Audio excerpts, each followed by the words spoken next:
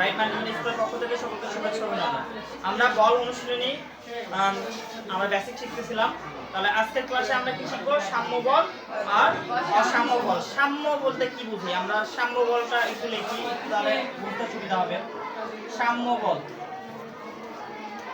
এই সাম্য কথাটা বলতে কি বুঝি সেটা আগে বুঝি। তাহলে সাম্য মানে কি? সমান। সাম্য মানে কি? আচ্ছা, আমরা যদি কোনো বস্তুকে, ধরো আমরা একটু বুঝে আগে তারপর সংজ্ঞাটা দিব। তাহলে আমরা যদি কোনো বস্তুকে উভয় দিক থেকে সমান বলে প্রয়োগ করি, সমান বল প্রয়োগ করে টানতেছি। আমরা দড়ি খেলা খেলি না? ওই যে দড়ি খেলা খেলার সময় কি করি, যে কে দড়ি টান নিয়ে যেতে পারে। যদি এই বস্তুকে উভয় দিক থেকে সমান বল প্রয়োগ করা হয়, তাহলে বস্তু কি নড়বে? কোনো অবস্থানে পরিবর্তন হবে? তাহলে অবস্থানে পরিবর্তন না হওয়াকে, অবস্থানের পরিবর্তনটাকে বলা হয় লব্ধি। কি বলা হয়? লব্ধি। তার মানে লব্ধি বলটা কি হবে? শূন্য হবে। লব্ধি বলটা কি হবে? শূন্য হবে। লব্ধি বলটা কি হবে? শূন্য। তার মানে আমরা যদি বস্তুকে একাধিক বল প্রয়োগ করি, কোন বস্তুকে কি করি? একাধিক বল প্রয়োগ করি, তার লব্ধি বল যদি কি হয়? শূন্য হয়, তখন সেটাকে কি বলবো? সাম্য বল। তখন সেটাকে কি বলবো? তার মানে সাম্য বল কাকে বলবো আমরা? আমরা আগে চিন্তা করবো যে সাম্য মানে সমান। সাম্য মানে সমান বল। কি বল? সমান বল। তাহলে কোনো বস্তুকে যদি সমান বলে টানি, উভয় দিক থেকে বল প্রয়োগ করি বা বিভিন্ন পাশ থেকে বল প্রয়োগ করি, সমান বল প্রয়োগ করি, তাহলে বস্তুর অবস্থানে কোনো কি হবে না? পরিবর্তন হবে না। তাহলে এই পরিবর্তন না হলে তাহলে সেটাকে কি বলবো আমরা? সাম্য বল। তাহলে সাম্য বলটা লিখে ফেলি আমরা। তাহলে কোন বস্তুকে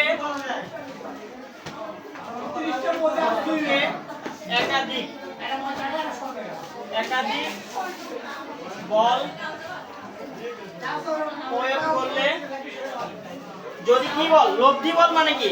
লব্ধি মানে তার এর অবস্থানে কোনো পরিবর্তন না পাইলে, কোনো কিছু অবস্থানে পরিবর্তন না পাইলে সেটা লব্ধি বল। তাহলে কি হইলো? শূন্য হইলো। লব্ধি বল হলো কি? শূন্য। তার মানে একাধিক বল প্রয়োগ করলে যদি লব্ধি বল কি হয়? যদি লব্ধি বল কি হয়? শূন্য হয়, তবে শূন্য হয় তাকে কি বল বলে? সাম্য বল বলে। তাকে কি বল বলে? সাম্য বল বলে। তাহলে সাম্য বলের উদাহরণ কি? তাহলে আমরা যদি কোনো বস্তুকে উভয় দিকে বল প্রয়োগ করি, সেই বস্তুকে যদি নড়াতে না পারি, কি করতে পারি? কোনো দিকে, যে কোনো দিকে যদি সরাতে না পারি, তাহলে সেই বলটা কি হবে? সাম্য বল। মনে থাকবে? আচ্ছা, তারপরে এবার আমরা অসাম্য বল সম্পর্কে জানবো। অসাম্য মানে কি? অসাম্য যদি লিখি,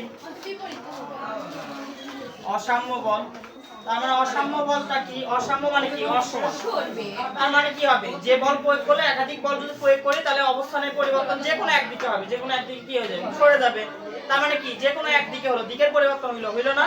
তাহলে যে কোনো হয় আমার দিকে না ওর দিকে, যে কোনো একজনের দিকে তো হবে। তার মানে একাধিক বল প্রয়োগ করলে বস্তু যদি কি হয়? লব্ধি বল শূন্য না হয়। লব্ধি বল কি না হয়? শূন্য না হয়, এবং বলের যে কোনো একটা দিক হয়। বলের একটা কি হয়? যে কোনো একটা কি থাকে? দিক থাকে। তখন তাকে কি বল বলবো?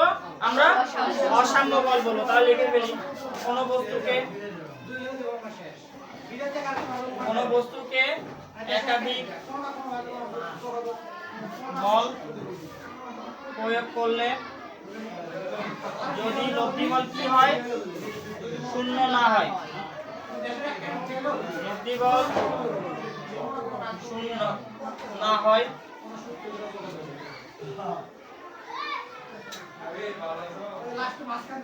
এবং বলের কি থাকে? বলের দিক থাকে। তাকে কি বলে? সাম্য বল, অসাম্য বল বলে। কি সাম্য বল বলে? অসাম্য বল বলে। তাহলে এখানে বলে লিখিনি, তাই না? সাম্য বল বলে। তাহলে অসাম্য বল বলে। বুঝা গেছে? তাহলে অসাম্য বল, এখন আমরা যদি পার্থক্য দেয়, আমরা সংখ্যাটাকে একটু ভালো করে মনে রাখবো, বা আমরা সংখ্যাটা মনে না রাখলেও আমরা যদি সাম্য আসে তাহলে মাথায় রাখবো সমান। মানে কি হবে? উভয় দিকে সমান বল হবে। উভয় দিকে কি বল হবে? সমান বল প্রয়োগ করবে। আর অসাম্য মানে কি? তার মানে অসমান। কি সমান? অসমান বল। তার মানে একদিকে বেশি বল হবে, একদিকে কম বল হবে। অবশ্যই তার মানে যেদিকে বেশি সেদিকেই তার কি হবে? অবস্থানের পরিবর্তনটা হবে। তাই হবে না? অবস্থানের পরিবর্তন সেদিকে হবে। এখন চিন্তা করো, যদি পার্থক্য লিখতে বলে বা বৈশিষ্ট্য লিখতে বলে যে সাম্য বল অসাম্য বলে খ নাম্বার প্রশ্ন কি আছে পার্থক্য আছে, তার মানে প্রথমে কি লিখবো সংজ্ঞা লিখবো, প্রথমে কি লিখবো সংজ্ঞা লিখবো। আচ্ছা সংজ্ঞা এক নাম্বার পার্থক্য হলো কমপক্ষে কয়টা পার্থক্য লিখতে হবে, আমরা তিনটা লিখতে হবে, কমপক্ষে কয়টা লিখতে হবে তিনটা। তাহলে এইটা গেল। সাম্য বলের ক্ষেত্রে দেখো আমরা যদি কি করি, আচ্ছা বস্তুকে আমরা কি সরাতে পারতেছি না, তার মানে স্থির বস্তু স্থির থাকবে আর গতিশীল বস্তু গতিশীল থাকবে, ওটা কি কোনো পরিবর্তন হচ্ছে, স্থির বস্তুকে পরিবর্তন করতে হচ্ছে না, উভয় দিক থেকে বল প্রয়োগ করে কি পাচ্ছি না, সমান যেহেতু বল তার মানে পরিবর্তন করতে পারছি না। তার মানে আমরা দ্বিতীয় নম্বরে কি লিখবো, স্থির বস্তু স্থির থাকবে সাম্য বলের ক্ষেত্রে আর গতিশীল বস্তু গতিশীল থাকবে। তাহলে এর ক্ষেত্রে কি থাকবে, স্থির বস্তু তো স্থির থাকতেছে না, যদি স্থির বস্তুকে ধাক্কা দেয় তাহলে কি হবে, যেদিকে বল প্রয়োগ করবে তাহলে মানে গতিশীল হবে। আবার গতিশীল বস্তুকে যদি বাড়ান করে কি করে থেমে দেয় তার মানে কি হবে স্থির হবে, থেমে যাবে, তার মানে এটা কি হবে গতির পরিবর্তন হবে। কিসের পরিবর্তন হবে, গতির পরিবর্তন হবে, স্থিতির পরিবর্তন হবে, তাই হবে না? তাহলে দুই নাম্বার আমরা পাইলাম স্থিতির পরিবর্তন হবে, আবার গতিরও কি হবে পরিবর্তন হবে। তারপর দেখো সাম্য বলের ক্ষেত্রে উভয় বলই কি হয় সমান, সাম্য বলের ক্ষেত্রে উভয় বলই কি হয় সমান, আর অসাম্য বলের ক্ষেত্রে উভয় বল কি হবে, একটা বল বেশি হবে একটা বল কি হবে কম হবে। তিনটা পাইছি, তিনটা পার্থক্য, তার মানে আমরা যদি তিনটা পার্থক্য লিখতে পারি খ নাম্বার বেশি প্রশ্নে এইটা আসে যে সাম্য বল অসাম্য বলের কি লেখো পার্থক্য লেখো। তার মানে আমরা সাম্য বল দুই নাম্বার কি লিখে দাও লিখবে। তাহলে আমরা কি পাইলাম দুই নম্বরে, আমরা যদি কি করব দুই নাম্বার বলবো কি সাম্য বলের ক্ষেত্রে স্থির বস্তু স্থির থাকবে গতিশীল বস্তু গতিশীল থাকবে। দ্বিতীয় নম্বরে কি বলবো যে সাম্য বলের ক্ষেত্রে একাধিক বল সমান হবে, একাধিক বল কি হবে সমান হবে, আর অসাম্য বলের ক্ষেত্রে একাধিক বল কি হবে না সমান হবে না। তিনটা হয়ে গেল কঠিন।